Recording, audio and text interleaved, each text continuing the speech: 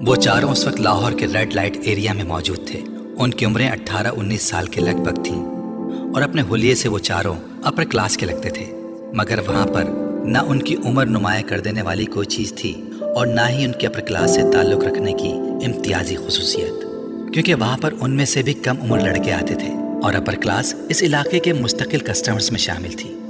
چاروں لڑکے red light area کی ٹوٹی گلیوں سے گزرتے جا رہے تھے۔ 3 لڑکے آپس میں باتیں کر رہے تھے، جبکہ صرف چوتھا قدر تجسس اور دلچسپی سے چاروں طرف دیکھ رہا تھا۔ یوں لگ رہا تھا جیسے وہ پہلی بار وہاں آیا تھا، اور ان تینوں کے ساتھ تھوڑی دیر بعد ہونے والی اس گفتگو سے یہ ظاہر ہو گیا تھا کہ وہ واقعی وہاں پہلی بار آیا تھا۔ گلی کے دونوں اطراف میں کھلے دروازوں میں بناؤ سنگھار کیے نیم اریاں کپڑوں میں ملبوس ہر عمر اور ہر شکل کی عورت کھڑی تھی، سفید، سانولی، سیاہ، گندمی، بہت خوبصورت، درمیانی اور معمولی شکل و صورت والی۔ گلی میں ہر شکل اور عمر کا مرد گزر رہا تھا۔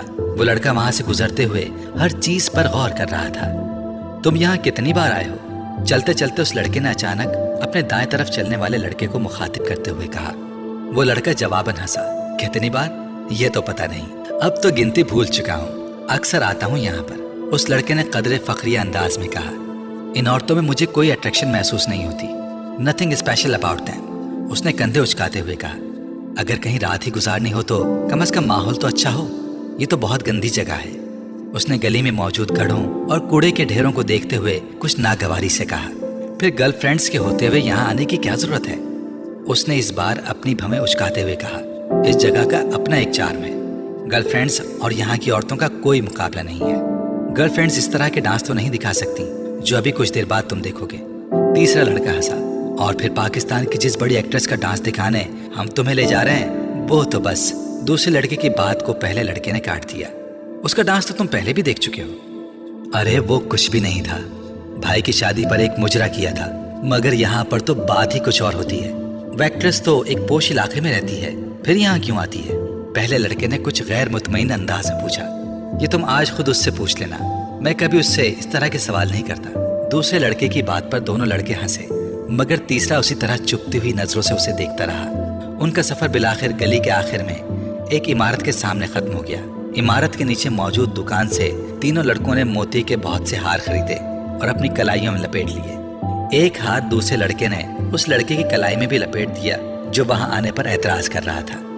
پھر ان لوگوں نے وہاں سے پان خریدے، تمباکو والا پان۔ دوسرے لڑکے نے اس لڑکے کو بھی دیا جو شاید زندگی میں پہلی بار پان کھا رہا تھا۔ پان کھاتے ہوئے وہ چاروں اس عمارت کی سیڑھیاں چڑھنے لگے۔ اوپر پہنچ کر پہلے لڑکے نے ایک بار پھر تنقیدی نظروں سے چاروں طرف دیکھا اور پھر اس کے چہرے پر اطمینان کی ایک جھلک نمودار ہوئی۔ وہ جگہ بہت صاف ستھری اور خاصی حد تک آراستہ تھی۔ گاؤں تکیے اور چاندنیاں بچھی ہوئی تھیں اور باریک پردے لہرا رہے تھے۔ کچھ لوگ پہلے ہی وہاں موجود تھے۔ رقص ابھی شروع نہیں ہوا تھا۔ ایک عورت لپکتی ان کی طرف آئی، اس کے چہرے پر ایک خوبصورت مصنوعی مسکراہٹ سجی تھی۔ اس نے دوسرے لڑکے کو مخاطب کیا۔ پہلے لڑکے نے غور سے اس عورت کو دیکھا۔ ادھیڑ عمر کی وہ عورت اپنے چہرے پر بے تحاشا میک اپ تھوپے اور بالوں میں موتیے اور گلاب کے گجرے لٹکائے شیفون کی ایک چنگھاڑتی ہوئی سرخ ساڑی میں ملبوس تھی، جس کا بلاؤز اس کے جسم کو چھپانے میں ناکام ہو رہا تھا، مگر وہ جسم کو چھپانے کے لیے پہنا بھی نہیں گیا تھا۔ ان چاروں کو وہ ایک کونے میں لے گئی اور وہاں اس نے انہیں بٹھا دیا۔ پہلے لڑکے نے بیٹھتے ہی منہ میں موجود پان اس اگالدان میں تھوک دیا جو ان کے قریب موجود تھا، کیونکہ پان منہ میں ہوتے ہوئے اس سے بات کرنا مشکل ہو رہا تھا۔ پان کا ذائقہ بھی اس کے لیے کچھ زیادہ خوشگوار نہیں تھا۔ تینوں لڑکے بیٹھ کر مدھم آواز میں باتیں کرنے لگے، جبکہ پہلا لڑکا اس ہال کے چاروں طرف موجود گاؤں تکیوں سے ٹیک لگائے ہوئے لوگوں کو دیکھتا رہا، جن میں سے کچھ اپنے سامنے شراب کی بوتلیں اور نوٹوں کی گڈیاں رکھے بیٹھے تھے۔ ان میں سے اکثریت سفید لٹھے کے کلف لگے کپڑوں میں ملبوس تھی۔ اس نے عید کے اجتماعات کے علاوہ آج پہلی بار کسی اور جگہ پر سفید لباس پہننے والوں کا اتنا بڑا اجتماع دیکھا تھا۔ خود وہ اپنے ساتھیوں کی طرح سیاہ جینز اور اسی رنگ کے آدھے بازوں والی ٹی شرٹ میں ملبوس تھا۔ ان کی عمر کے کچھ اور لڑکے بھی وہاں انہی کی طرح جینز اور ٹی شرٹس میں ملبوس تھے۔ تھوڑی دیر بعد ایک عورت اسی طرح چیختے چنگھاڑتے رنگوں والے کپڑوں میں ملبوس وہاں آ کر ہال کے درمیان بیٹھ کر ایک غزل سنانے لگی تھی۔ اس کے ساتھ کچھ سازندے بھی تھے۔ 2 غزلیں سنانے اور اپنے اوپر اچھالے جانے والے کچھ نوٹ اٹھا کر وہ خاصی خوش اور مطمئن واپس چلی گئی۔ और उसके जाने के फौरन बाद ही फिल्म इंडस्ट्री की वो एक्ट्रेस हॉल में दाखिल हुई और हॉल में मौजूद हर मर्द की नजर उससे जैसे चिपक कर रह गई थी। उसने हॉल में बारी बारी चारों की तरफ घूमकर हर एक को सर के इशारे से खुशामदीद कहा था। साजिंदों को इस बार किसी तकलीफ का सामना नहीं करना पड़ा था। कैसेट प्लेयर पर बारी बारी चंद ही जान अंगेज गाने लगाए गए थे जिन पर उस औरत ने अपना रक्स पेश करना शुरू किया था और कुछ देर पहले की खामोशी यकदम खत्म हो गई। चारों तरफ मौजूद मर्द उस औरत को दादो तहसीन पेश करने के साथ साथ शराब नोशी में मसरूफ थे। उनमें से कुछ जो ज्यादा जोश में आ रहे थे वो उठकर उस एक्ट्रेस के साथ डांस करने में मसरूफ हो जाते।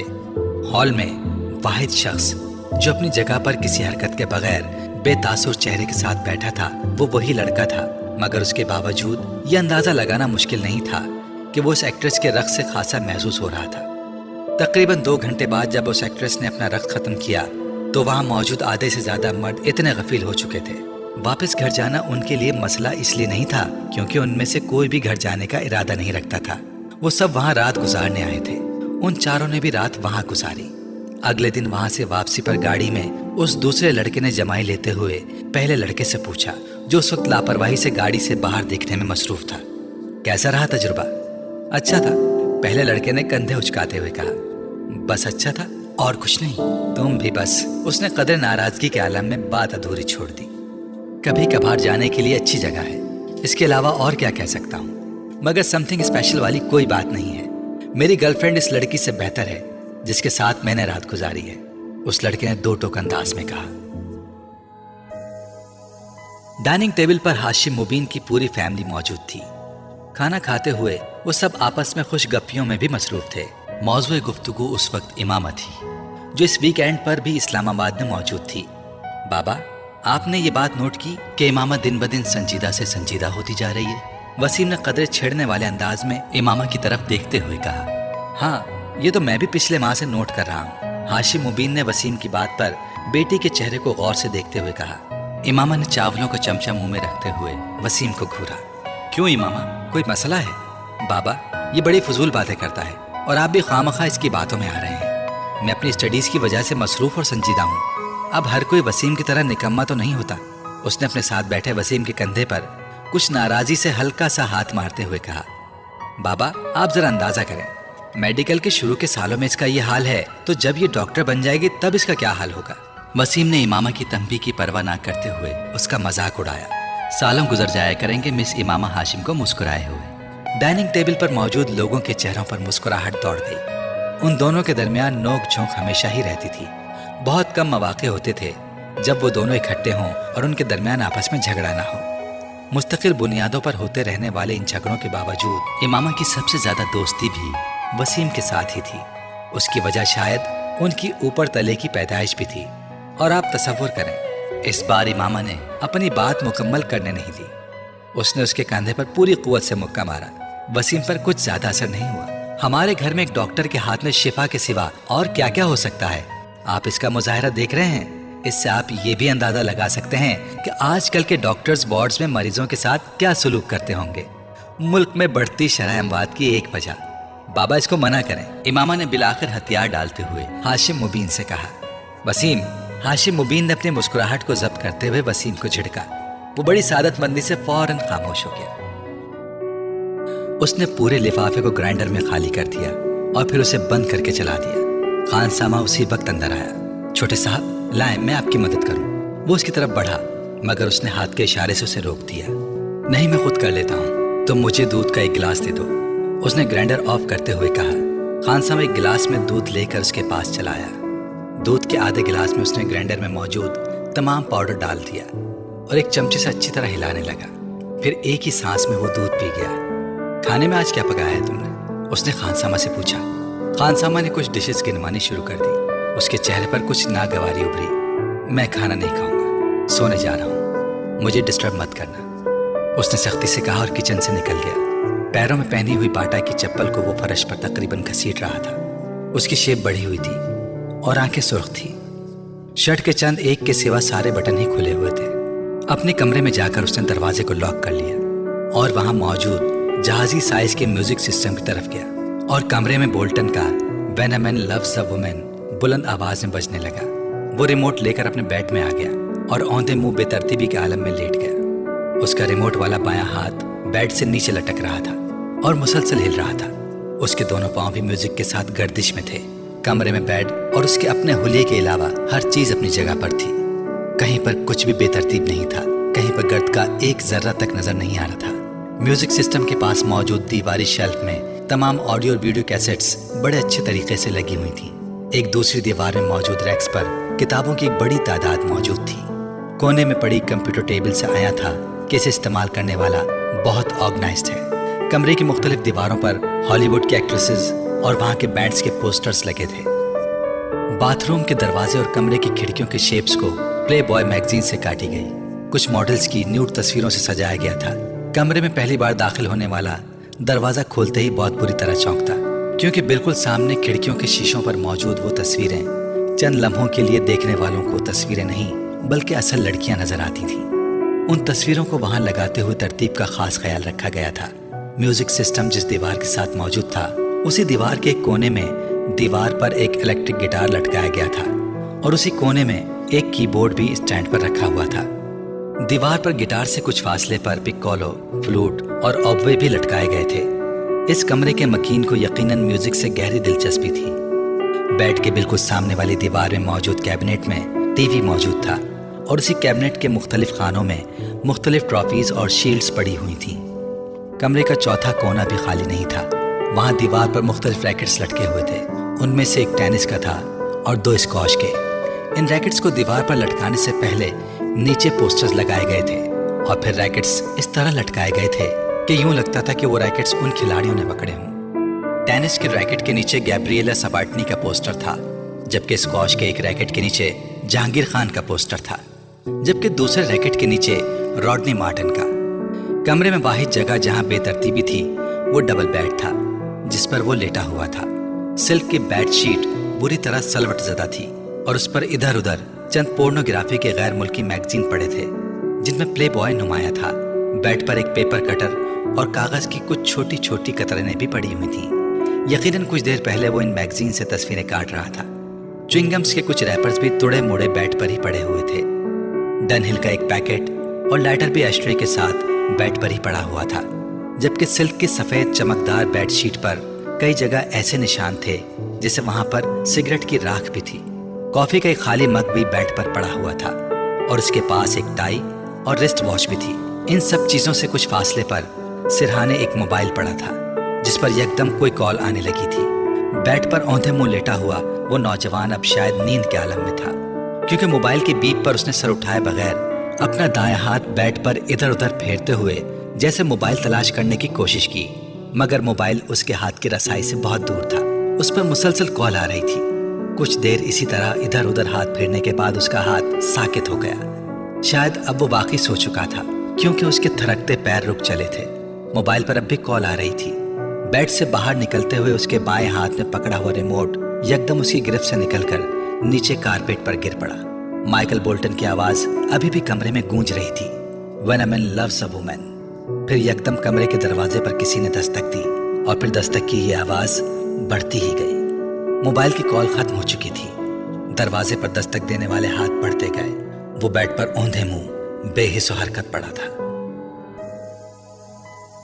डोंट टेल मी इमामा, क्या तुम वाकई इंगेज्ड हो? ज़ैनब को जवेरिया के इंकिशाफ पर जैसे करंट लगा। इमामा ने मलामती नजरों से जवेरिया को देखा, जो पहले ही माजरत खाना अंदाज में उसे देख रही थी। उसे नहीं, मुझे देखकर बताओ, क्या तुम वाकई इंगेज्ड हो? ज़ैनब ने इस बार उसे कुछ झड़कते हुए कहा। हाँ, मगर ये इस कदर गैर मामूली और हैरत अंगेज वाक़या तो नहीं कि तुम इस पर इस तरह रिएक्ट करो। इमामा ने बड़ी रसानियत से कहा। वो सब लाइब्रेरी में बैठी हुई थी और अपनी तरफ से हद्दुल मकदूर सरगोशियों में बातें कर रही थी। मगर तुम्हें हमें तो बताना चाहिए था, आखिर राज में रखने की क्या जरूरत थी? इस बार राबिया ने कहा। राज में तो नहीं रखा, बस ये कोई इतना अहम वाक़या नहीं था कि तुम्हें बता दी। और फिर तुम लोगों से मेरी दोस्ती तो अब हुई है, जबकि इस मंगनी को कई साल गुजर चुके हैं। इमामा ने वजाहत करते हुए कहा। कई साल से क्या मुराद है तुम्हारी? मेरा मतलब है 2-3 साल। फिर भी इमामा, बताना तो चाहिए था तुम्हें। ज़ैनब का एतराज अभी भी अपनी जगह कायम था। इमामा ने मुस्कुराते हुए ज़ैनब को देखा। अब करूंगी तो किसी और को बताऊं या ना बताऊं, तुम्हें जरूर बताऊंगी। वेरी फनी, ज़ैनब ने उसे घूरते हुए कहा और कुछ नहीं तो तुम हमें कोई तस्वीर वगैरह ही लाकर दिखा दो मौसूफ की। है कौन, नाम क्या है, क्या करता है? राबिया ने हमेशा की तरह एक ही सांस में सवाल दर सवाल कर डाले। फर्स्ट कजन है, अजद नाम है। इमामा ने रुक रुक कर कुछ सोचते हुए कहा। MBA किया है उसने और बिजनेस करता है। शक्लो सूरत कैसी है? इस बार ज़ैनब ने पूछा। इमामा ने गौर से उसके चेहरे को देखा। ठीक है, मैं तुमसे पूछ रही हूँ, लंबा है, डार्क है, हैंडसम है? इस बार इमामा मुस्कुराते हुए कुछ कहे बगैर ज़ैनब को देखती रही। इमामा ने अपनी पसंद से ये मंगनी की है। वो अच्छा खासा गुड लुकिंग है। जवेरिया ने इस बार इमामा की तरफ से जवाब देते हुए कहा। हाँ, हमें अंदाजा कर लेना चाहिए था, आखिर वो इमामा का फर्स्ट कजन है। अब इमामा, तुम्हारा अगला काम यह है कि तुम हमें उसकी तस्वीर लाकर दिखाओ। ज़ैनब ने कहा। नहीं, इससे पहले का जरूरी काम यह है कि तुम हमें कुछ खिलाने पिलाने ले चलो। राबिया ने मदाखलत करते हुए कहा। फिलहाल तो यहाँ से चलें, हॉस्टल जाना है मुझे। इमामा यकदम उठकर खड़ी हो गई तो वो भी उठ गई। वैसे जवेरिया, तुमने ये बात पहले क्यों नहीं बताई? साथ चलते हुए ज़ैनब ने जवेरिया से पूछा। भाई, इमामा नहीं चाहती थी, इसलिए मैंने कभी इस मौजू पर बात नहीं की, जवेरिया ने माजत खाना अंदाज में कहा। इमामा ने मुड़कर एक बार फिर जवेरिया को घूरा। उसकी नजरों में तंबी थी। इमामा क्यों नहीं चाहती थी? मेरी मंगनी होती तो मैं तो शोर मचाती हर जगह, वो भी उस सूरत में जब ये मेरी अपनी मर्जी से होती, ज़ैनब ने बुलंद आवाज में कहा। इमामा ने इस बार किसी रद्द अमल का इजहार नहीं किया। आपका बेटा आबादी के उस 2.5% हिस्से में शामिल है जो 150 से ज्यादा का IQ लेवल रखते हैं। इस IQ लेवल के साथ जो कुछ वो कर रहा है वो गैर मामूली सही मगर गैर मुतवक्का नहीं है। इस गैर मुल्की स्कूल में सालार को जाते हुए अभी सिर्फ 1 हफ्ता हुआ था जब सिकंदर उस्मान और उनकी बीवी को वहां बुलवाया गया था। स्कूल के साइकोलॉजिस्ट ने उन्हें सालार सिकंदर के मुख्तलिफ IQ टेस्ट के बारे में बताया था, जिसमें उसकी परफॉर्मेंस ने उसके टीचर्स और साइकोलॉजिस्ट को हैरान कर दिया था। इस स्कूल में वो 150 IQ लेवल का पहला और वाहिद बच्चा था और चंद ही दिनों में वो वहाँ सबकी तवज्जो का मरकज बन गया था। सिकंदर उस्मान और उनकी बीवी से मुलाकात के दौरान साइकोलॉजिस्ट को उसके बचपन के बारे में कुछ और खोज लगाने का मौका मिला। वो काफी दिलचस्पी से सालार के केस को स्टडी कर रहा था और दिलचस्पी की ये नौयत प्रोफेशनल नहीं जाती थी। अपने कैरियर में वो पहली बार इस IQ लेवल बच्चे का सामना कर रहा था। सिकंदर उस्मान को आज भी वो दिन अच्छी तरह याद था। सालार उस वक्त सिर्फ 2 साल का था और गैर मामूली तौर पर वो इस उम्र में एक आम बच्चे की निस्बत ज्यादा साफ लहजे में बात करता था और उसकी बातों की नौयत ऐसी होती थी कि वो और उनकी बीवी अक्सर हैरान हो जाते। एक दिन जब वो अपने भाई से फोन पर बात करने के लिए फोन कर रहे थे तो सालार उनके पास खड़ा था। वो उस वक्त टीवी लाउंज में बैठे थे और फोन पर बातें करने के साथ साथ टीवी भी देख रहे थे। कुछ देर बाद उन्होंने फोन रख दिया। रिसीवर रखने के फौरन बाद उन्होंने सालार को फोन का रिसीवर उठाते हुए देखा। हेलो अंकल, मैं सालार हूँ, वो कह रहा था। उन्होंने चौंक कर उसे देखा। वो इत्मीनान से रिसीवर कान में लगाए किसी से बातों में मसरूफ था। मैं ठीक हूँ, आप कैसे हैं? सिकंदर ने हैरत से उसे देखा। पहले उनके जहन में यही आया कि वो झूठ मूठ फोन पर बातें कर रहा है। पापा मेरे पास बैठे टीवी देख रहे हैं। नहीं, उन्होंने नहीं किया, मैंने खुद किया है। वो इसके अगले जुमले पर चौंके। सालार, किससे बात कर रहे हो? सिकंदर ने पूछा। अंकल शाहनवाज से, सालार ने सिकंदर को जवाब दिया। उन्होंने हाथ बढ़ाकर रिसीवर उसके हाथ से लिया। उनका ख्याल था कि उसने गलती से कोई नंबर मिला लिया होगा या फिर लास्ट नंबर को रीडायल कर दिया होगा। उन्होंने कान से रिसीवर लगाया। दूसरी तरफ उनके भाई थे। ये सालार ने नंबर डायल किया है, उन्होंने माजरत करते हुए अपने भाई से कहा। सालार ने कैसे डायल किया? वो तो बहुत छोटा है। उनके भाई ने दूसरी तरफ कुछ हैरानी से पूछा। मेरा ख्याल है उसने आपका नंबर रीडायल कर दिया है, इत्तेफाक से हाथ लग गया होगा। हाथ मार रहा था सेट पर। उन्होंने फोन बंद कर दिया और रिसीवर नीचे रख दिया। सालार जो खामोशी के साथ उनकी गुफ्तगू सुनने में मसरूफ था, रिसीवर नीचे रखते ही उसने एक बार फिर रिसीवर उठा लिया। इस बार सिकंदर उस्मान उसे देने लगे। वो बिल्कुल किसी मैच्योर आदमी की तरह एक बार फिर शाहनवाज का नंबर डायल कर रहा था और बड़ी रवानी के साथ। वो एक लम्हे के लिए दम बखुद रह गए थे। 2 साल के बच्चे से उन्हें ये तवक्को नहीं थी। उन्होंने हाथ बढ़ाकर येडल दबा दिया। सालार, तुम्हें शाहनवाज का नंबर मालूम है? उन्होंने हैरानी के उस झटके से संभलते हुए कहा। हाँ, बड़े इत्मीनान से जवाब दिया। क्या नंबर है? उसने भी रवानी के साथ वो नंबर दोहरा दिया। वो उसका चेहरा देखने लगे। उन्हें अंदाजा नहीं था कि वो गिनती के आदाद शुमार से वाकिफ होगा। और फिर वो नंबर, तुम्हें ये नंबर किसने सिखाया? मैंने खुद सीखा है। कैसे? अभी आपने मिलाया था। सालार ने उनको देखते हुए कहा। तुम्हें गिनती आती है? हाँ। कहाँ तक? 100 तक। वो मशीन की तरह शुरू हो गया। एक ही सांस में उसने 100 तक गिनती सुना दी। सिकंदर उस्मान के पेट में बल पड़ने लगे। अच्छा, मैं एक और नंबर डायल करता हूँ। मेरे बाद तुम उसे डायल करना, उन्होंने रिसीवर उससे लेते हुए कहा। अच्छा। सालार को यह सब एक दिलचस्प खेल की तरह लगा।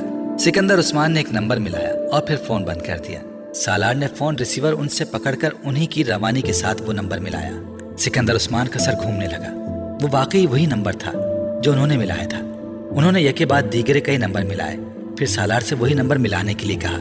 वो कोई गलती किए बगैर नंबर मिलाता रहा। वो यकीनन फोटोग्राफिक मेमोरी रखता था। उन्होंने अपनी बीवी को बुलाया। मैंने इसे गिनती नहीं सिखाई, मैंने तो बस कुछ दिन पहले इसे चंद किताबें ला कर दी थी और कुल एक बार ऐसे ही उसके सामने 100 तक गिनती पड़ी थी, उन्होंने सिकंदर उस्मान के इस्तफसार पर कहा। सिकंदर उस्मान ने सालार को एक बार फिर गिनती सुनाने के लिए कहा। वो सुनाता गया। उनकी बीवी हक्का बक्का उसे देखती रही। दोनों मियाँ बीवी को यह अंदाजा हो गया था कि उनका बच्चा ज़हनी एतबार से गैर मामूली सलाहियत रखता है और यही वजह थी कि उन दोनों ने अपने बाकी बच्चों के निस्बत उसे जल्दी स्कूल में दाखिल करवा दिया था और स्कूल में भी वो अपनी गैर मामूली सलाहियतों की वजह से बहुत जल्दी दूसरों की नज़रों में आ गया था। उस बच्चे को आपकी खास तवज्जो की ज़रूरत है। आम बच्चों की निस्बत ऐसे बच्चे ज़्यादा हसास होते हैं। अगर आप उसकी अच्छी तरबियत करने में कामयाब हो गए तो ये बच्चा आपके और आपके ख़ानदान के लिए एक सरमाया होगा, न सिर्फ ख़ानदान के लिए बल्कि आपके मुल्क के लिए भी। सिकंदर उस्मान और उनकी बीवी इस गैर मुल्की साइकोलॉजिस्ट की बातें बड़े फखरी अंदाज में सुनते रहे। अपने दूसरे बच्चों के मुकाबले में वो सालार को ज़्यादा अहमियत देने लगे थे।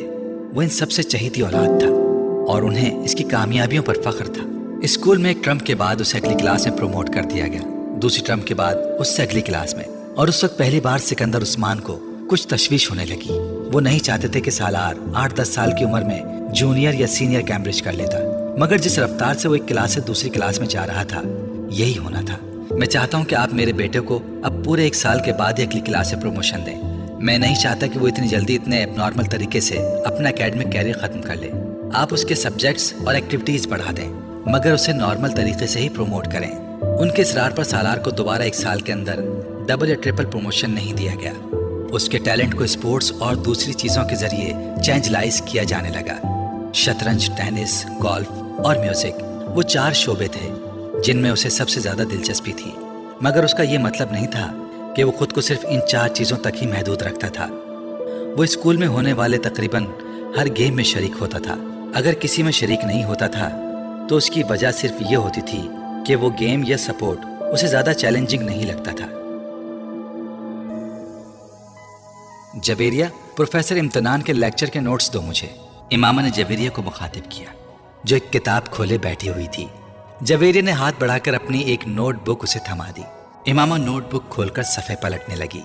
जवेरिया एक बार फिर किताब के मुताले में मसरूफ़ हो गई। कुछ देर बाद अचानक उसे जैसे ख्याल आया था। उसने मुड़कर अपने बिस्तर पर बैठी इमामा को देखा।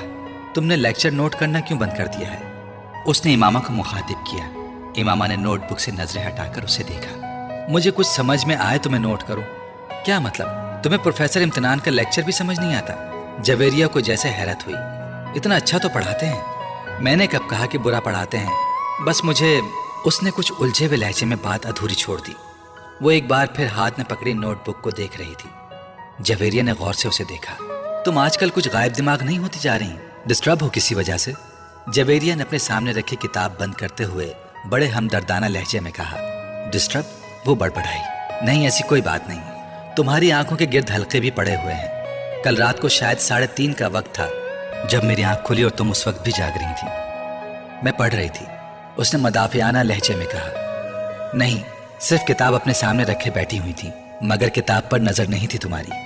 जवेरिया ने उसका उज़र रद्द करते हुए कहा। तुम्हें कोई मसला तो नहीं है? क्या मसला हो सकता है मुझे? फिर तुम इतनी चुप चुप क्यों रहने लगी हो? जवेरिया उसकी टाल मटोल से मुतासिर हुए बगैर बोली। नहीं, मैं क्यों चुप रहूंगी? इमामा ने मुस्कुराने की कोशिश की। मैं तो पहले ही की तरह बोलती हूँ। सिर्फ मैं ही नहीं, बाकी सब भी तुम्हारी परेशानी को महसूस कर रहे हैं। जवेरिया संजीदगी से बोली। कोई बात नहीं है, सिर्फ स्टडीज की टेंशन है मुझे। मैं यकीन नहीं कर सकती, हम भी तुम्हारे साथ हैं। तुम्हें हमसे ज्यादा टेंशन तो नहीं हो सकती? जवेरिया ने सर हिलाते हुए कहा। इमामा ने गहरा सांस लिया। अब वो जिच हो रही थी। तुम्हारे घर में तो खैरियत है ना? हाँ, बिल्कुल खैरियत है। असजद के साथ कोई झगड़ा तो नहीं हुआ? असजद के साथ झगड़ा क्यों होगा? इमामा ने उसी अंदाज से पूछा। फिर भी इख्तिलाफ तो एक बहुत ही। जवेरिया की बात उसने दरमियान में ही काट दी। जब कह रही हूं कि कोई मसला नहीं है तो तुम्हें यकीन क्यों नहीं आ रहा? इतने सालों से कौन सी बात है जो मैंने तुमसे शेयर नहीं की या जो तुम्हें पता नहीं है? फिर भी तुम इस तरह मुझे मुजरिम समझकर तफ्तीश कर रही हो। वो अब खफा हो रही थी।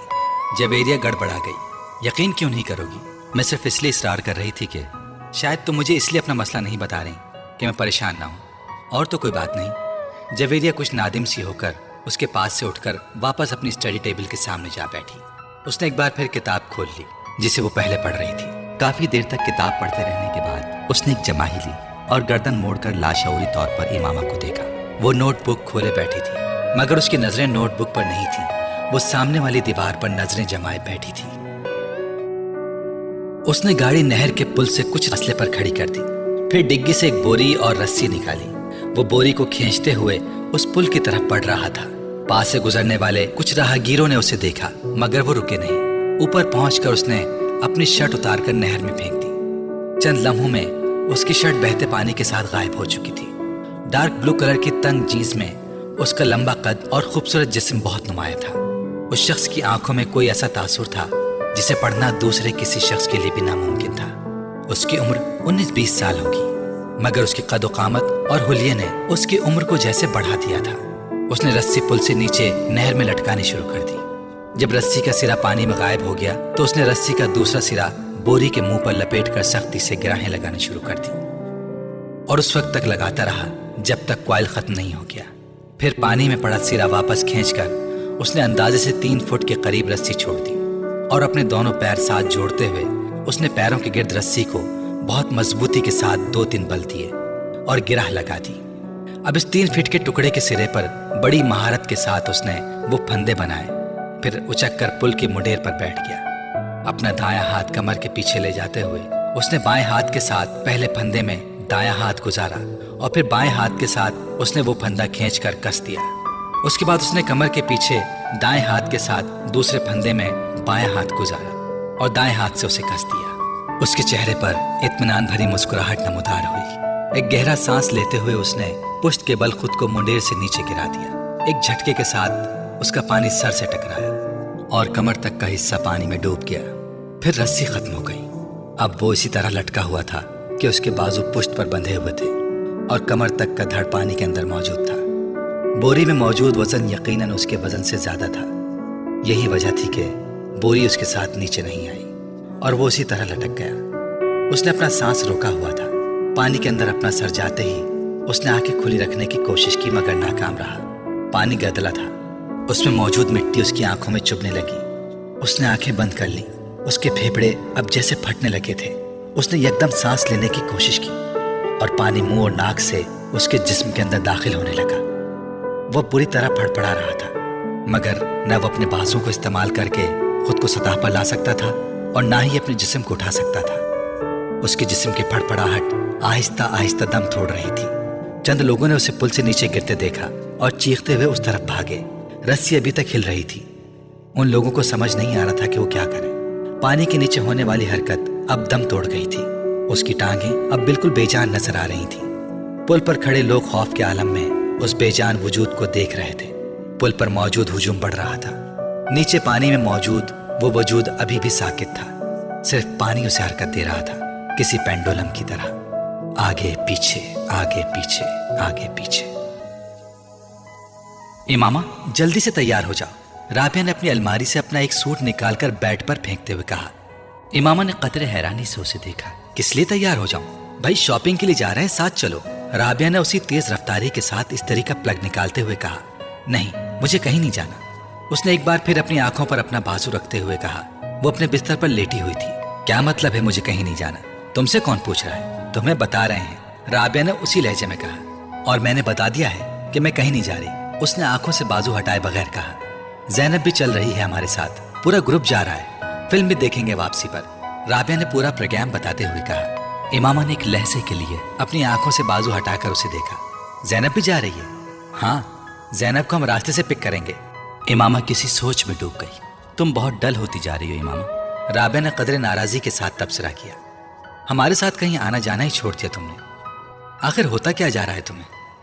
कुछ नहीं, बस मैं आज कुछ थकी हुई हूँ, इसलिए सोना चाह रही हूँ, इमामा ने बाजू हटाकर उसे देखते हुए कहा। थोड़ी देर बाद जवेरिया भी अंदर आ गई और वो भी उसे साथ चलने के लिए मजबूर करती रही, मगर इमामा की जबान पर एक ही रट थी, नहीं मुझे सोना है, मैं बहुत थक गई हूँ। वो मजबूरन उसे बुरा भला कहते हुए वहां से चली गई। रास्ते से उन्होंने ज़ैनब को उसके घर से पिक किया और ज़ैनब को पिक करते हुए जवेरिया को याद आया कि उसके बैग के अंदर उसका वॉलेट नहीं है। वो उसे हॉस्टल में ही छोड़ आई थी।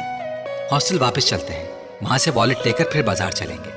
जवेरिया के कहने पर वो लोग दोबारा हॉस्टल चली आई, मगर वहां आकर हैरानी का सामना करना पड़ा क्योंकि कमरे के दरवाजे पर ताला लगा हुआ था। ये इमामा कहाँ है? राबिया ने हैरानी से कहा। पता नहीं, कमरा लॉक करके इस तरह कहाँ जा सकती है? वो तो कह रही थी कि उसे सोना है। जवेरिया ने कहा। हॉस्टल में तो किसी के रूम में नहीं चली गई? राबिया ने ख्याल जाहिर किया। वो दोनों अगले कई मिनट तक उन वाकिफ लड़कियों के कमरे में जाती रहीं जिनसे उनकी हेलो हाई थी, मगर इमामा का कहीं पता नहीं था। कहीं हॉस्टल से बाहर तो नहीं गई? राबिया को अचानक ख्याल आया, आओ वार्डन से पूछ लेते हैं, जवेरिया ने कहा। वो दोनों वार्डन के पास चली आईं। हाँ, इमामा अभी कुछ देर पहले ही बाहर गई है, वार्डन ने उनकी इंक्वायरी पर बताया। जवेरिया और राबिया एक दूसरे का मुंह देखने लगी। वो कह रही थी शाम को आएगी। वार्डन ने उन्हें मजीद बताया। वो दोनों वार्डन के कमरे से निकल आईं। ये गई कहाँ है?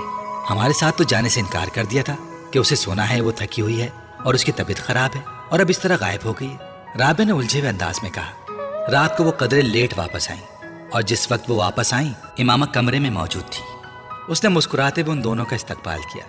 लगता है खासी शॉपिंग हुई है आज, उसने उन दोनों के हाथों में पकड़े हुए शॉपर्स को देखते हुए कहा। उन दोनों ने उसकी बात के जवाब में कुछ नहीं कहा, बस शॉपर्स रखकर उसे देखने लगी। तुम कहाँ गई हुई थी? जवेरिया ने उससे पूछा। इमामा को जैसे एक झटका लगा। मैं अपना वॉलेट वापस लेने आई थी तो तुम यहाँ नहीं थी, कमरा लॉक था, जवेरिया ने उसी अंदाज में कहा। मैं तुम लोगों के पीछे गई थी। क्या मतलब? जवेरिया ने कुछ न समझने वाले अंदाज में कहा। तुम्हारे निकलने के बाद मेरा इरादा बदल गया था। मैं यहाँ से ज़ैनब की तरफ गई क्योंकि तुम लोगों को उसे पिक करना था, मगर उसके चौकीदार ने बताया कि तुम पहले ही वहां से निकल गए हो। फिर मैं वहां से वापस आ गई, बस रास्ते में कुछ किताबें ली थी मैंने। इमामा ने कहा।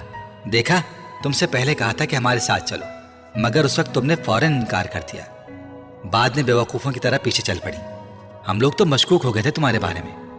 राबिया ने कुछ इत्मीनान से एक शॉपर खोलते हुए कहा। इमामा ने कोई जवाब नहीं दिया, वो सिर्फ मुस्कुराते हुए उन दोनों को देखती रही। वो दोनों अब अपने शॉपर्स खोलते हुए खरीदी हुई चीजें उसे दिखा रही थी।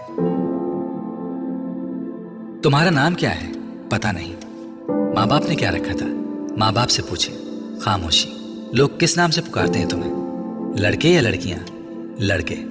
बहुत सारे नाम लेते हैं। ज्यादा कौन सा नाम पुकारते हैं? डेयर डेविल, खामोश। और लड़कियां? वो भी बहुत से नाम लेती हैं। ज्यादातर किस नाम से पुकारती हैं? ये मैं नहीं बता सकता, इट्स टू पर्सनल। ये बिल्कुल ज़ाती है। गहरी खामोशी, तवील सांस, फिर खामोशी। मैं आपको एक मशवरा दूं? क्या? आप मेरे बारे में वो जानने की कोशिश क्यों नहीं करते जो ना आप पहले जानते हैं ना मैं? आपके दाएं तरफ टेबल पर जो सफ़ेद फाइल पड़ी है उसे मेरे सारे पर्टिकुलर्स मौजूद हैं। फिर आप वक्त ज़ाया क्यों कर रहे हैं? साइको एनालिस्ट ने अपने पास मौजूद टेबल लैंप की रोशनी में सामने काउच पर दराज उस नौजवान को देखा जो अपने पैर मुसलसल हिला रहा था। उसके चेहरे पर गहरा इत्मीनान था और यूं लग रहा था जैसे वो साइको एनालिस्ट के साथ होने वाली इस सारी गुफ्तगू को बेकार समझ रहा था। कमरे में मौजूद ठंडक, खामोशी और नीम तारीकी ने उसके आसाब को बिल्कुल मुतासिर नहीं किया था। वो बात करते हुए वक्तन फवक्तन कमरे में चारों तरफ नजरें दौड़ा रहा था। साइको एनालिस्ट के सामने लेटा हुआ नौजवान एक अजीब केस था। वो फोटोग्राफिक मेमोरी का मालिक था। उसका आईक्यू लेवल 150 की रेंज में था। वो through out outstanding academic award रखता था। वो गोल्फ में प्रेसिडेंट्स गोल्ड मेडल 3 बार जीत चुका था और वो तीसरी बार खुदकुशी की नाकाम कोशिश करने के बाद उसके पास आया था।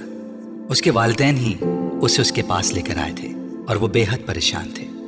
वो मुल्क के बहुत अच्छे ख़ानदानों में से एक से ताल्लुक़ रखता था। ऐसा ख़ानदान जिसके पास पैसे की भरमार थी। 4 भाइयों और एक बहन के बाद वो चौथे नंबर पर था। 2 भाई एक बहन उससे बड़े थे। अपनी जहानत और काबिलियत की वजह से वो अपने वालिदैन का बहुत ज़्यादा चहीता था। उसके बावजूद पिछले 3 साल में उसने 3 बार खुदकुशी की कोशिश की। पहली दफ़ा उसे सड़क पर बाइक चलाते हुए वन वे की खिलाफ वर्जी की और बाइक से हाथ उठा लिए। उसके पीछे आने वाले ट्रैफिक कांस्टेबल ने ऐसा करते हुए उसे देखा था। खुशकिस्मती से गाड़ी से टकराने के बावजूद वो हवा में उछलकर दूसरी गाड़ी की छत पर गिरा और फिर ज़मीन पर गिरा। उसकी कुछ पसलियाँ, एक बाजू और एक टांग में फ्रैक्चर हुए। तब उसके वालिदैन कांस्टेबल के इसरार के बावजूद उसे एक हादसा ही समझे, क्योंकि उसने अपने माँ बाप से यही कहा था कि वो गलती से वन वे से हट गया था। दूसरी बार पूरे 1 साल के बाद اس نے لاہور میں خود کو باندھ کر پانی میں ڈوبنے کی کوشش کی. ایک بار پھر اسے بچا لیا گیا. پل پر کھڑے لوگوں نے اسے اس رسی سمیت باہر کھینچ لیا تھا جس کے ساتھ باندھ کر اس نے خود کو نیچے گرایا تھا. اس بار اس بات کی گواہی دینے والوں کی تعداد زیادہ تھی. اس نے خود اپنے آپ کو پانی میں گرایا تھا، مگر اس کے ماں باپ کو ایک بار پھر یقین نہیں آیا. سالار کا بیان تھا کہ کچھ لڑکوں نے اس کی گاڑی کو پل کے پاس روکا اور پھر اسے باندھ کر پانی میں پھینک دیا. جس طرح وہ بندھا ہوا تھا اس سے یوں ہی لگتا تھا کہ اسے واقعی ہی باندھ کر گرایا گیا تھا. پولیس اگلے کئی ہفتے اس کے بتائے گئے حلیے کے لڑکوں کو پورے شہر میں تلاش کرتی رہی. سکندر عثمان نے خاص طور پر ایک گارڈ اس کے ساتھ تعینات کر دیا جو 24 گھنٹے اس کے ساتھ رہتا تھا. مگر تیسری بار وہ اپنے باپ کی آنکھوں میں دھول نہیں جھونک سکا. خواب آور گولیوں کی ایک بڑی تعداد کو پیس کر اس نے کھا لیا تھا. گولیوں کی تعداد اتنی زیادہ تھی کہ معدہ واش کرنے کے باوجود اگلے کئی دن وہ بیمار رہا تھا. اس بار کسی کو بھی کوئی غلط فہمی نہیں ہوئی. اس نے خانسامہ کے سامنے ان گولیوں کے پاؤڈر کو دودھ میں ڈال کر پیا تھا. سکندر عثمان اور طیبہ سکندر شاک رہ گئے تھے. پچھلے دنوں کے واقعات بھی انہیں پوری طرح یاد آ گئے تھے. وہ پچھتانے لگے تھے کہ انہوں نے پہلے اس کی بات پر اعتبار کیوں کیا. پورا گھر اس کی وجہ سے پریشان ہو گیا تھا. اس کے بارے میں اسکول، کالونی اور خاندان ہر جگہ خبریں پھیل رہی تھیں. وہ اس بار اس بات سے انکار نہیں کر سکا کہ اس نے خودکشی کی کوشش کی تھی، مگر وہ یہ بتانے پر تیار نہیں تھا کہ اس نے ایسا کیوں کیا تھا. بھائی، بہن، ماں یا باپ، اس نے کسی کے سوال کا بھی جواب نہیں دیا تھا. سکندر اے لیولز کے بعد اس کے بڑے بھائیوں کی طرح اسے بیرون ملک تعلیم حاصل کرنے کے لیے بھجوانا چاہتے تھے.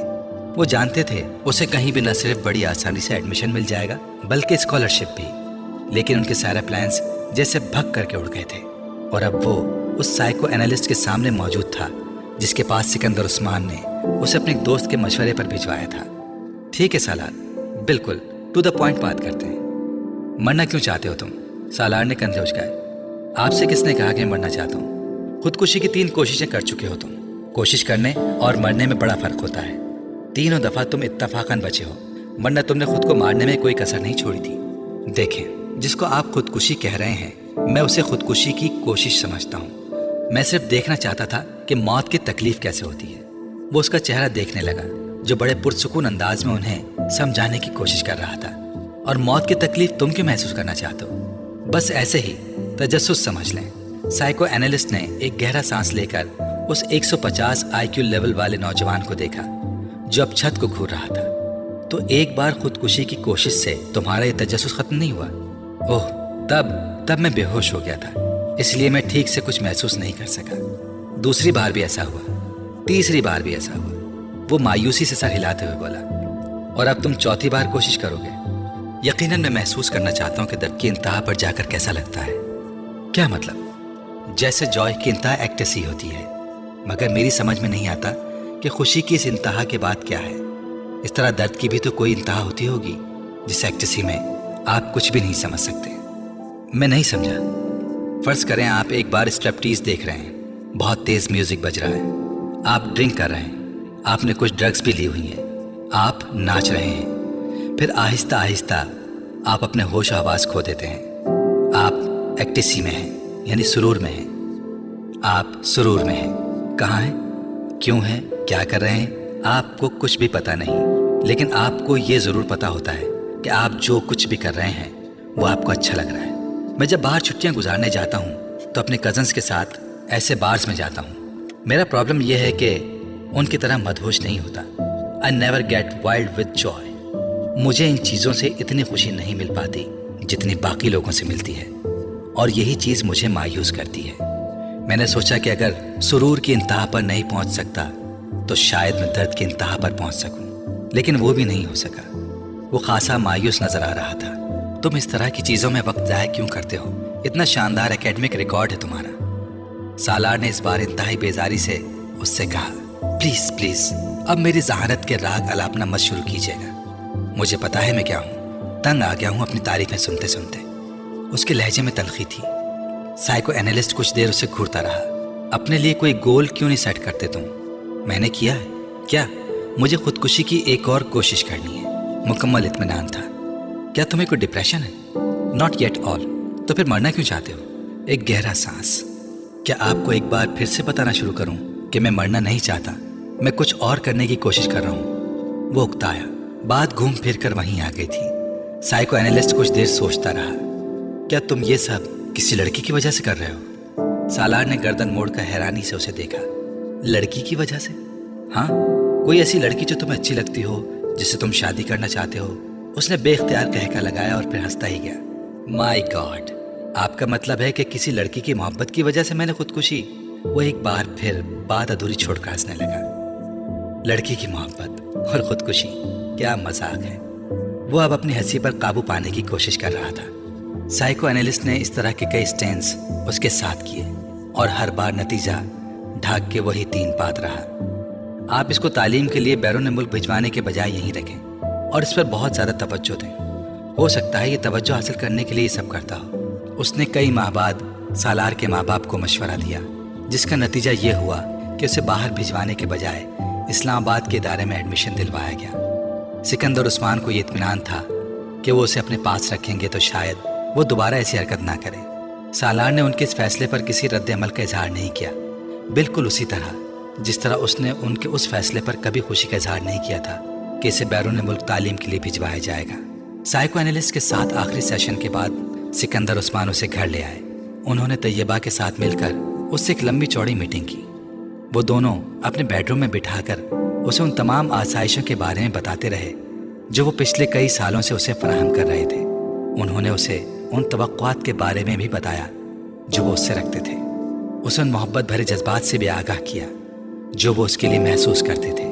वो बेतासुर चेहरे के साथ च्युइंगम चबाता बाप की बेचैनी और माँ के आंसू देखता रहा। गुफ्तगू के आखिर में सिकंदर उस्मान ने तकरीबन तंग आकर उससे कहा, तुम्हें किस चीज की कमी है? क्या है जो तुम्हारे पास नहीं है या जो तुम्हें चाहिए? मुझे बताओ। सालार सोच में पड़ गया। Sports car. अगले ही लम्हे उसने कहा, ठीक है, मैं तुम्हें स्पोर्ट्स कार बाहर से मंगवा देता हूँ, मगर दोबारा ऐसी कोई हरकत मत करना जो तुमने की है, ओके? सिकंदर उस्मान को कुछ इत्मीनान हुआ। सालार ने सर हिला दिया। तैयबा ने टिश्यू से अपने आंसू साफ करते हुए जैसे सुकून का सांस लिया। वो कमरे से चला गया तो सिकंदर उस्मान ने सिगार सुलगाते हुए उनसे कहा, तैयबा, तुम्हें इस पर बहुत तवज्जो देनी पड़ेगी। अपनी एक्टिविटीज कुछ कम करो और कोशिश करो कि इसके साथ रोजाना कुछ वक्त गुजार सको। तैयबा ने सर हिला दिया। वसीम ने इमामा को दूर ही से लॉन में बैठे देख लिया। वो कानों पर हेडफोन लगाए वॉकमैन पर कुछ सुन रही थी। वसीम दबे कदमों उसकी पुश्त की जानिब से उसके अक़ब में गया और उसके पास जाकर उसने यकदम इमामा के कानों से हेडफोन के तार खींच लिए। इमामा ने बर्क रफ्तारी से वॉकमैन का स्टॉप का बटन दबा दिया था। क्या सुना जा रहा है यहाँ अकेले बैठे? वसीम ने बुलंद आवाज में कहते हुए हेडफोन को अपने कानों में ठोंस लिया, मगर तब तक इमामा कैसेट बंद कर चुकी थी। कुर्सी से उठकर खड़े होकर उसने हेडफोन को अपनी तरफ खींचते हुए वसीम से कहा, बदतमीजी की भी कोई हद होती है वसीम, बिहेव योरसेल्फ। उसका चेहरा गुस्से से सुर्ख हो रहा था। वसीम ने हेडफोन के सिरों को नहीं छोड़ा। इमामा के गुस्से का उस पर कोई असर नहीं हुआ था। मैं सुनना चाहता हूँ कि तुम क्या सुन रही थी। इसमें बदतमीजी वाली क्या बात है? कैसेट कौन करो। इमामा ने कुछ झुंझलाते हुए हेडफोन को वॉकमैन से अलग कर दिया। मैं तुम्हारे सुनने के लिए वॉकमैन लेकर यहाँ नहीं बैठी, दफा हो जाओ ये हेडफोन लेकर। वो एक बार फिर अपनी कुर्सी पर बैठ गई। उसने वॉकमैन को बड़ी मजबूती के साथ अपने हाथों में जकड़ा हुआ था। वसीम को लगा जैसे वो कुछ घबराई हुई है, मगर वो घबराएगी क्यों? वसीम ने सोचा और इस ख्याल को जहन से झटकते हुए सामने वाली कुर्सी पर जाकर बैठ गया। हेडफोन को उसने मेज पर रख दिया। ये लो, अपना गुस्सा खत्म करो, वापस कर रहा हूं मैं, तुम सुनो जो भी सुन रही हो। उसने बड़े सुलह जोयाना अंदाज में हाथ उठाते हुए कहा, नहीं, अब मुझे नहीं सुनना कुछ, तुम हेडफोन अपने पास रखो। इमामा ने हेडफोन की तरफ हाथ नहीं बढ़ाया। वैसे तुम सुन क्या रही थी? क्या सुना जा सकता है? इमामा ने उसी अंदाज में कहा, गजलें सुन रही होगी। वसीम ने ख्याल जाहिर किया। तुम्हें पता है वसीम, तुम में बहुत सारी आदतें बूढ़ी औरतों वाली हैं। मसलन बाल की खाल उतारना और दूसरों की जासूसी करते फिरना और शर्मिंदा भी ना होना। और तुम्हें पता है कि तुम आहिस्ता आहिस्ता कितनी खुदगर्ज होती जा रही हो। वसीम ने तुर्की ब तुर्की जवाब देते हुए कहा। इमामा ने इसकी बात पर बुरा नहीं माना। अच्छा, तुम्हें पता चल गया कि मैं खुदगर्ज हूँ? इस बार उसने मुस्कुराते हुए कहा। हालांकि तुम जितने बेवकूफ़ हो, मैं ये सोच भी नहीं सकती थी कि ये नतीजा अखज़ कर लोगे। तुम अगर मुझे शर्मिंदा करने की कोशिश कर रही हो तो मत करो, मैं शर्मिंदा नहीं होऊंगा। वसीम ने ढिठाई का मुजाहरा करते हुए कहा। फिर भी ऐसे कामों की कोशिश तो हर एक पर फर्ज होती है। आज तुम्हारी ज़बान कुछ ज़्यादा ही नहीं चल रही। वसीम ने उसे गौर से देखते हुए कहा। हो सकता है नहीं, ऐसा ही है। चलो अच्छा है, वो चुप शाह का रोज़ा तोड़ दिया तुमने, जो इस्लामाबाद आने पर तुम रख लेती हो। امامہ نے غور سے وسیم کو دیکھا۔ کون سا چپ شاہ کا روزہ؟ تم جب سے لاہور گئی ہو خاصی بدل گئی ہو۔ مجھ پر اسٹڈیز کا بہت بوجھ ہوتا ہے۔ سب پر ہوتا ہے امامہ، مگر کوئی بھی اسٹڈیز کو اتنا سر پر سوار نہیں کرتا۔ وسیم نے اس کی بات کاٹتے ہوئے کہا، چھوڑو اس فضول بحث کو، یہ بتاؤ تم آج کل کیا کر رہے ہو؟ ایش؟ وہ اسی طرح کرسی جھلاتا رہا۔ تو یہ تم پورا سال ہی کرتے ہو؟ آج کل کی خاص مصروفیات کا پوچھ رہی ہوں۔ آج کل تو بس دوستوں کے ساتھ پھر رہا ہوں۔ تمہیں پتا ہونا چاہیے کہ پیپرز کے بعد میری مصروفیات کیا ہوتی ہیں۔ سب کچھ بھولتی جا رہی ہو تم۔ وسیم نے افسوس بھری نظروں سے کہا، میں نے اس امید میں یہ سوال کیا تھا کہ شاید اس سال تم میں کوئی بہتری آ جائے گی، مگر نہیں، میں نے بیکار سوال کیا۔ امامہ نے اس کے تبصرے کے جواب میں کہا، تمہیں پتا ہونا چاہیے کہ میں تم سے 1 سال بڑا ہوں، تم نہیں، اس لیے اب اپنی ملامتی تقریر ختم کرو۔ وسیم نے اسے کچھ جتاتے ہوئے کہا، یہ ساتھ والے لڑکے سے تعلقات کا کیا حال ہے؟ امامہ کو اچانک یاد آیا، چونچو سے؟ بس کچھ عجیب سے ہی تعلقات ہیں۔ وسیم نے کندھے اچکاتے ہوئے کہا، بڑا عجیب سا بندہ ہے، موڈ اچھا ہے تو دوسرے کو 7ویں آسمان پر بٹھا دے گا، موڈ خراب ہے تو سیدھا گٹر میں پہنچا دے گا۔ تمہارے زیادہ تر دوست اسی طرح کے ہیں۔ امامہ نے مسکراتے ہوئے کہا، کند ہم جنس باہم جنس پرواز۔ نہیں، خیر ایسی بھی کوئی بات نہیں ہے، کم از کم میری عادتیں اور حرکتیں چوچو جیسی تو نہیں ہیں۔ وہ تو باہر جانے والا تھا نا؟ امامہ کو اچانک یاد آیا، ہاں جانا تو تھا، مگر پتہ نہیں، میرا خیال ہے اس کے پیرنٹس نہیں بھجوا رہے۔ حلیہ بڑا عجیب سا ہوتا ہے اس کا، مجھے بعض دفعہ لگتا ہے کہ پیسوں کے کسی قبیلے سے کسی نہ کسی طرح اس کا تعلق ہوگا یا آئندہ ہو جائے گا۔ تم نے دیکھا ہے اسے؟ کل میں باہر آ رہی تھی تو دیکھا تھا، وہ بھی اسی وقت باہر نکل رہا تھا، کوئی لڑکی بھی تھی ساتھ۔ لڑکی؟ جینز وغیرہ پہنی ہوئی تھی اس نے؟ جینز وغیرہ پہنی ہوئی تھی اس نے؟ وسیم نے اچانک دلچسپی لیتے ہوئے کہا، ہاں، مشروم کٹ بالوں والی، فیئر سی۔ عرصہ؟ وسیم چٹکی بجاتے ہوئے مسکرایا، اس کی گرل فرینڈ ہے۔ پچھلی دفعہ تو تم کسی اور کا نام لے رہے تھے۔ امامہ نے اس کو گھورا، پچھلی دفعہ کب؟ وسیم سوچ میں پڑ گیا، 7-8 ماہ پہلے شاید تم سے اس کی گرل فرینڈ کی بات ہوئی تھی۔ ہاں تب شیوا تھی، اب پتہ نہیں وہ کہاں ہے۔ اس بار تو گاڑی کے پچھلے شیشوں پر اس نے اپنے موبائل کا نمبر بھی پینٹ کروایا ہوا تھا۔ امامہ ایک موبائل نمبر دہراتے ہوئے ہنسی، تمہیں یاد ہے؟ وسیم بھی ہنسا، میں نے زندگی میں پہلی بار اتنا بڑا موبائل نمبر کہیں لکھا دیکھا تھا، اور وہ بھی گاڑی کے شیشے پر، اس کے نام کے ساتھ۔ یاد تو ہونا ہی تھا۔ امامہ پھر ہنسی، میں تو خود سوچ رہا ہوں اپنی گاڑی کے شیشے پر موبائل نمبر لکھوانے کا۔ وسیم نے بالوں میں ہاتھ پھیرتے ہوئے کہا، کون سے موبائل کا؟ وہ جو تم نے ابھی خریدا بھی نہیں۔ امامہ نے وسیم کا مذاق اڑایا، میں خرید رہا ہوں اس ماہ، بابا سے جوتے کھانے کے لیے تیار رہنا۔ اگر تم نے موبائل کے نمبر کو گاڑی کے شیشے پر لکھوایا، سب سے پہلا فون انہی کا آئے گا، بس اسی لیے ہر بار رک جاتا ہوں۔ وسیم نے ایک ٹھنڈی سانس بھرتے ہوئے کہا، یہ تمہارے لیے اچھا ہی ہے، بابا سے ہڈیاں توڑوانے سے بہتر ہے کہ بندہ اپنے جذبات پر کچھ قابو رکھے، اور تمہارے لیے تو خطرات ویسے بھی زیادہ ہیں۔ سمیہ کو پتہ چلا نا اگر اس قسم کے موبائل فون کا تو… وسیم نے اس کی بات کاٹ دی، تو کیا کرے گی وہ؟ میں اس سے نہیں ڈرتا، میں جانتی ہوں تم مجھ سے ڈرتے نہیں ہو، مگر 6 بھائیوں کی اکلوتی بہن سے منگنی کرنے سے پہلے تمہیں تمام نفع نقصان پر غور کر لینا چاہیے تھا، جس کا سامنا تمہیں کسی ایسی ویسی حرکت کے بعد ہو سکتا ہے۔ امامہ نے ایک بار پھر اس کی منگیتر کا حوالہ دیتے ہوئے اس کا مذاق اڑایا۔ اب کیا کیا جا سکتا ہے، بس میرے مقدر میں تھا یہ سب کچھ۔ وسیم نے ایک مصنوعی آہ بھرتے ہوئے کہا، مجھے کبھی بھی موبائل فون نہیں خریدنا چاہیے، کیونکہ یہ میرے کام نہیں آ سکے گا۔ کم از کم جہاں تک گرل فرینڈ کی تلاش کا سوال ہے، وہ ایک بار پھر کرسی جھلانے لگا، دیر سے ہی صحیح، مگر بات تمہاری سمجھ میں آ ہی گئی۔ امامہ نے ہاتھ بڑھا کر میز سے ہیڈ فون اٹھاتے ہوئے کہا، ویسے تم سن کیا رہی تھی؟ وسیم کو اسے ہیڈ فون اٹھاتے دیکھ کر پھر یاد آیا، ویسے ہی کچھ خاص نہیں تھا۔ امامہ نے اٹھتے ہوئے جیسے اسے ٹالا، آپ لاہور جا رہے ہیں تو واپسی پر امامہ کے ہاسٹل چلے جائیں، یہ کچھ کپڑے ہیں اس کے، درزی سے لے کر آئی ہوں، آپ اسے دے آئیں۔ سلمہ نے ہاشم سے کہا، بھائی میں بڑا مصروف رہوں گا لاہور میں، کہاں آتا جاتا پھروں گا اس کے ہاسٹل۔ ہاشم کو قدر تعمل ہوا، آپ ڈرائیور کو ساتھ لے جا رہے ہیں، خود نہیں جا سکتے تو اسے بھجوا دیجیے گا، وہ دے آئے گا یہ پیکٹ۔ سیزن ختم ہو رہا ہے، پھر یہ کپڑے اسی طرح پڑے رہیں گے، اس کا تو پتہ نہیں اب کب آئے۔ سلمہ نے لمبی چوڑی وضاحت کی، اچھا ٹھیک ہے، میں لے جاتا ہوں، فرصت ملی تو خود دے آؤں گا، ورنہ ڈرائیور کے ہاتھ بھجوا دوں گا۔ ہاشم رضامند ہو گئے۔ لاہور میں انہوں نے خاصا مصروف دن گزارا۔ شام 5 بجے کے قریب انہیں کچھ فرصت ملی، اور تب انہیں اس پیکٹ کا بھی خیال آ گیا۔ ڈرائیور کو پیکٹ لے جانے کو کہنے کے بجائے وہ خود امامہ کے ہاسٹل چلے آئے۔ اس کے ایڈمیشن کے بعد آج پہلی بار وہ وہاں آئے تھے۔ گیٹ کیپر کے ہاتھ انہوں نے امامہ کے لیے پیغام بھجوایا اور خود انتظار کرنے لگے۔ ان کا خیال تھا کہ وہ جلد ہی آ جائے گی، مگر ایسا نہ ہوا۔ 10 मिनट, 15 मिनट, 20 मिनट, वो अब कुछ बेजार होने लगे। इससे पहले कि वो अंदर दोबारा पैगाम भिजवाते, उन्हें गेट कीपर एक लड़की के साथ आता दिखाई दिया। कुछ करीब आने पर उन्होंने उस लड़की को पहचान लिया। वो जवेरिया थी, इमामा की बचपन की दोस्त। उसका ताल्लुक भी इस्लामाबाद ही से था। अस्सलाम वालेकुम अंकल, जवेरिया ने पास आकर कहा। वालेकुम अस्सलाम बेटा, कैसी हो तुम? मैं ठीक हूँ। मैं ये इमामा के कुछ कपड़े देने आया था। लाहौर आ रहा था तो उसकी अम्मी ने ये पैकेट दे दिया। अब यहाँ बैठे मुझे घंटा हो गया है, मगर उन्होंने उसे बुलाया नहीं। हाशिम के लहजे में शिकवा था। अंकल, इमामा मार्केट गई है कुछ दोस्तों के साथ, आप ये पैकेट मुझे दे दें, मैं खुद उसे दे दूंगी। ठीक है, तुम रख लो।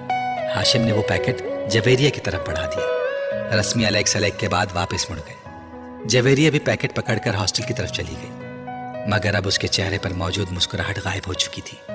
कोई भी उस वक्त उसके चेहरे पर परेशानी को वाज़ेह तौर पर भांप सकता था। हॉस्टल के अंदर आते ही वार्डन से उसका सामना हो गया, जो सामने ही खड़ी थी। जवेरिया के चेहरे पर एक बार फिर मुस्कुराहट आ गई। बात हुई तुम्हारी उसके वालिद से? वार्डन ने उसे देखते ही उसकी तरफ बढ़ते हुए कहा। जी बात हुई, परेशानी वाला कोई मसला नहीं है। वो इस्लामाबाद में अपने घर पर ही है। उसके वालिद ये पैकेट लेकर आए थे। मेरे घर वालों ने मेरे कुछ कपड़े भिजवाए हैं। अंकल लाहौर आ रहे थे तो इमामा ने कहा कि वो ले जाएं। अंकल ने गलती से यहाँ आकर मेरा नाम लेने के बजाय इमामा का नाम ले दिया। जवेरिया ने एक ही सांस में कई झूठ रवानी से बोले। वार्डन ने सुकून का सांस लिया। खुदा का शुक्र है, वरना मैं तो परेशानी हो गई थी कि मुझे तो वो वीकेंड पर घर जाने का कहकर गई है, तो फिर वो कहाँ है? वार्डन ने मुड़ते हुए कहा। जवेरिया पैकेट पकड़े अपने कमरे की तरफ चली आई। राबिया उसे देखते ही तीर की तरह उसकी तरफ आई। क्या हुआ, इस्लामाबाद में ही है वो? नहीं, जवेरिया ने मायूसी से सर हिलाया। My God! राबिया ने बेयकीनी से अपने दोनों हाथ क्रॉस करके सीने पर रखे। तो फिर कहाँ गई वो? मुझे क्या पता, मुझसे तो उसने यही कहा था कि घर जा रही हूँ, मगर वो घर नहीं गई। आखिर गई कहाँ है? इमामा ऐसी तो नहीं है? जवेरिया ने पैकेट बिस्तर पर फेंकते हुए कहा। वार्डन से क्या कहा तुमने? राबिया ने तशवीश भरे अंदाज से पूछा। क्या कहा? झूठ बोला है, और क्या कह सकती हूँ। ये बता देती कि वो इस्लामाबाद में नहीं है तो हॉस्टल में अभी हंगामा शुरू हो जाता। वो तो पुलिस बुलवा लेती। जवेरिया ने नाखून काटते हुए कहा। और अंकल को, उनको क्या बताया है? राबिया ने पूछा। उनसे भी झूठ बोला है, यही कहा है कि वो मार्केट गई है। मगर अब होगा क्या? राबिया ने परेशानी के आलम में कहा। मुझे तो ये फिक्र हो रही है कि अगर वो वापस ना आई तो मैं बुरी तरह पकड़ी जाऊंगी। सब यही समझेंगे कि मुझे उसके प्रोग्राम का पता था, इसलिए मैंने वार्डन और उसके घर वालों से सब कुछ छुपाया। जवेरिया की परेशानी बढ़ती जा रही थी। कहीं इमामा को कोई हादसा ना पेश आ गया हो, वरना वो ऐसी लड़की तो नहीं है कि इस तरह राबिया को अचानक एक खदशे ने सताया। मगर अब हम क्या करें? हम तो किसी से सारे मामले को डिस्कस भी नहीं कर सकते। जवेरिया ने नाखून कुतरते हुए कहा। ज़ैनब से बात करें, राबिया ने कहा। फॉर गॉड सेक राबिया, कभी तो अकल से काम लिया करो, उससे क्या बात करेंगे हम? जवेरिया ने झुंझला कर कहा। तो फिर इंतजार करते हैं, हो सकता है वो आज रात तक या कल तक आ जाए। अगर आ गई तो फिर कोई मसला नहीं रहेगा, और अगर ना आई तो फिर हम वार्डन को सब कुछ सच सच बता देंगे। राबिया ने संजीदगी से सारे मसले पर गौर करते हुए तय किया। जवेरिया ने उसे देखा, मगर उसके मशवरे पर कुछ कहा नहीं। परेशानी उसके चेहरे से छलक रही थी। जवेरिया और राबिया रात भर सो नहीं सकी। वो मुकम्मल तौर पर खौफ की गिरफ्त में थी। अगर वो ना आई तो क्या होगा? ये सवाल उनके सामने बार बार भयानक शक्लें बदल बदल कर आ रहा था। उन्हें अपना कैरियर डूबता हुआ नजर आ रहा था। उन्हें अंदाजा था कि उनके घर वाले ऐसे मामले पर कैसा रद्द-ए-अमल जाहिर करेंगे। वो उन्हें बुरी तरह मलामत करते। उन्हें इमामा के वालिद को सब कुछ साफ साफ न बताने पर तनकीद का निशाना बनाते, और फिर वार्डन से सारे मामले को छुपाने पर और भी नाराज होते। उन्हें अंदाजा नहीं था कि हकीकत सामने आने पर खुद हाशिम मुबीन और उनकी फैमिली का रद्द-ए-अमल क्या होगा। वो इस सारे मामले में इन दोनों के रोल को किस तरह देखेंगे? हॉस्टल में लड़कियां उनके बारे में किस तरह की बातें करेंगी? और फिर अगर ये सारा मामला पुलिस केस बन गया तो पुलिस उनकी पर्दापोशी को क्या समझेगी? वो अंदाजा कर सकती थी, और इसीलिए बार बार उनके रोंगटे खड़े हो रहे थे। मगर सवाल ये पैदा होता है कि वो गई कहाँ और क्यों? वो दोनों उसके पिछले रवैयों का तज्जिया करने की कोशिश कर रही थी। किस तरह पिछले 1 साल से वो बिल्कुल बदल गई थी। उसने उनके साथ घूमना फिरना बंद कर दिया था। वो उलझी उलझी रहने लगी थी। पढ़ाई में उसका इन्हिमाक भी कम हो गया था, और उसकी कम गोई। और वो जो एक बार हमारे शॉपिंग के लिए जाने पर पीछे से गायब थी, तब भी वो यकीनन वहीं गई होगी जहां वो अब गई है। और हमने किस तरह बेवकूफ़ों की तरह उस पर एतबार कर लिया। राबिया को पिछली बातें याद आ रही थी, मगर इमामा ऐसी नहीं थी। मैं तो उसे बचपन से जानती हूँ, वो बिल्कुल भी ऐसी नहीं थी।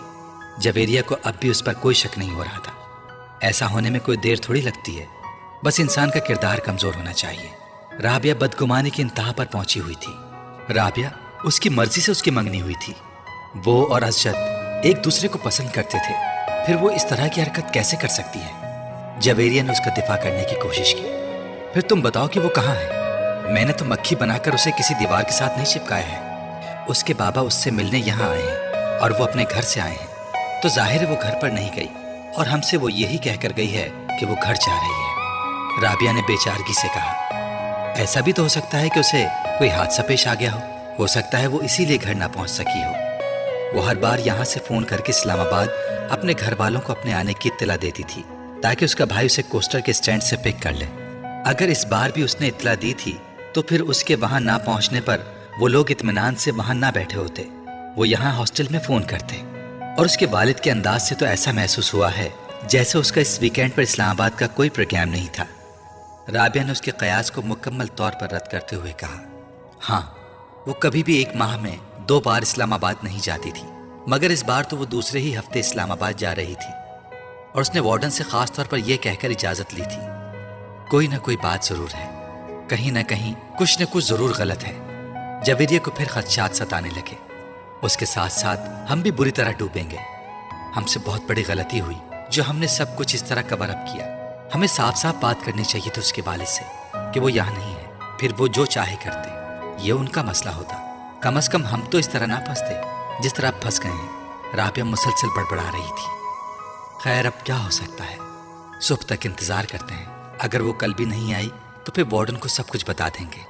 जवेरिया ने कमरे के चक्कर लगाते हुए कहा। वो रात इन दोनों ने उसी तरह बातें करते जागते हुए गुजार ली। अगले दिन वो दोनों कॉलेज नहीं गई।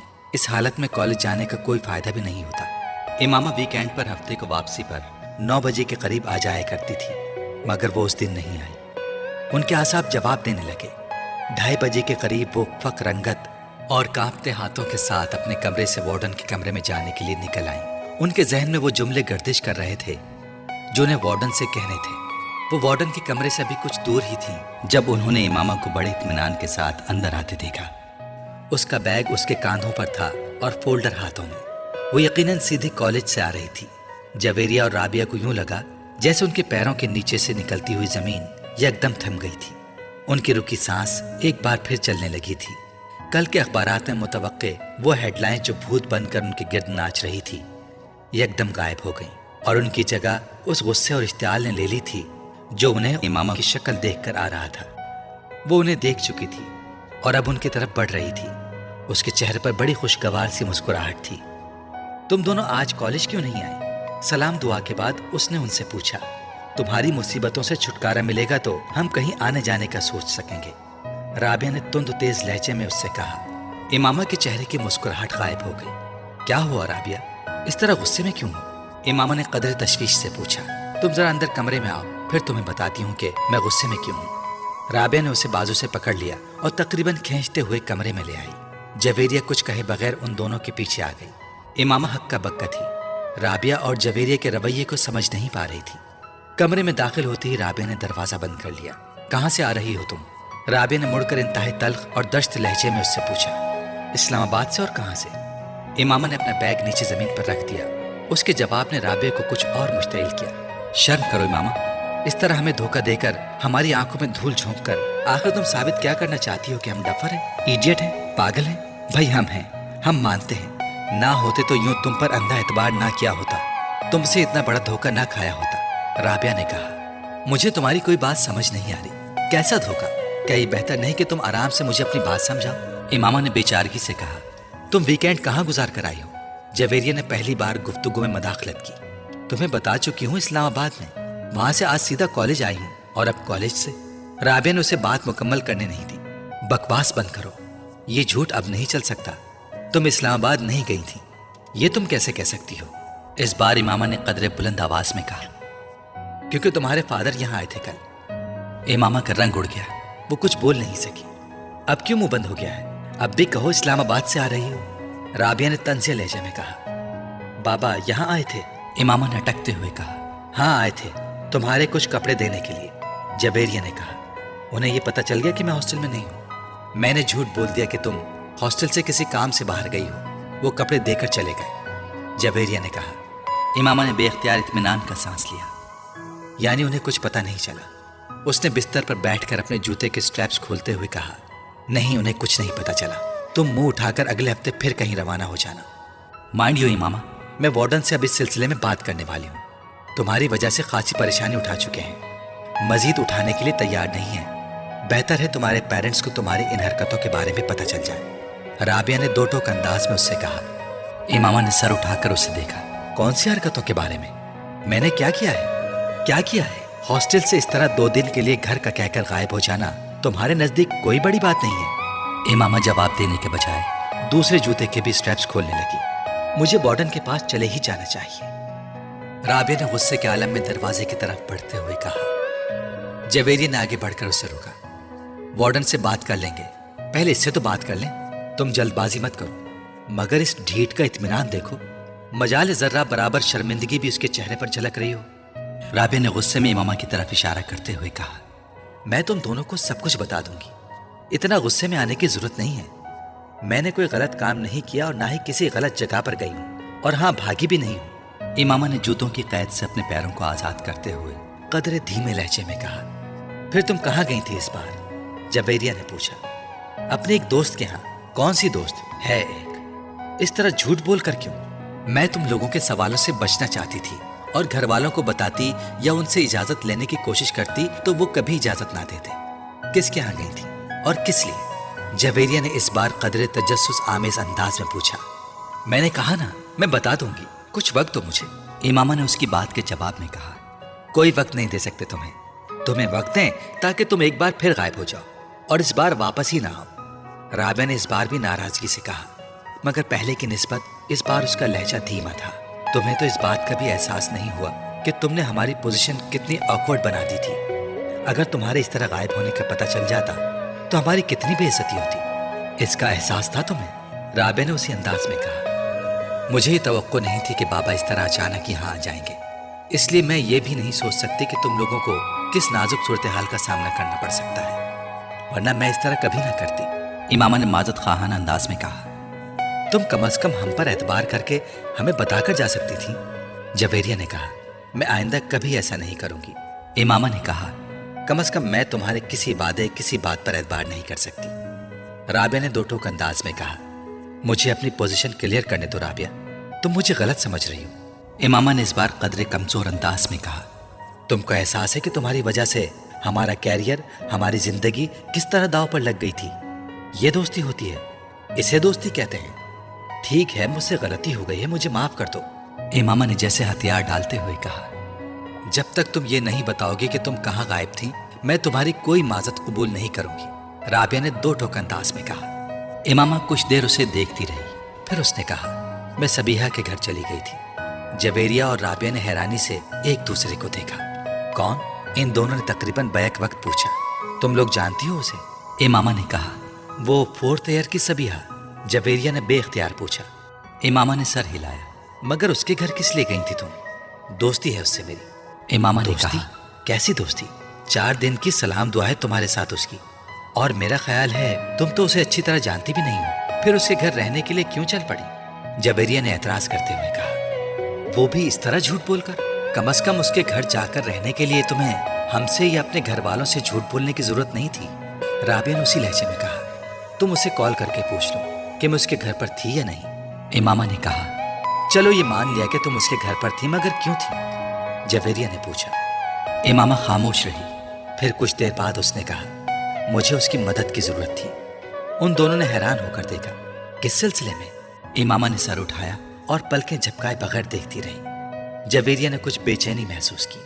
किस सिलसिले में? तुम अच्छी तरह जानती हो। इमामा ने कदरे मध्यम अंदाज में कहा। मैं?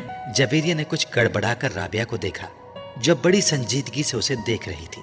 हाँ, तुम तो अच्छी तरह जानती हो। तुम पहेलियां मत बुझवाओ, सीधी और साफ बात करो। जवेरिया ने कदरे सख्त लहजे में कहा।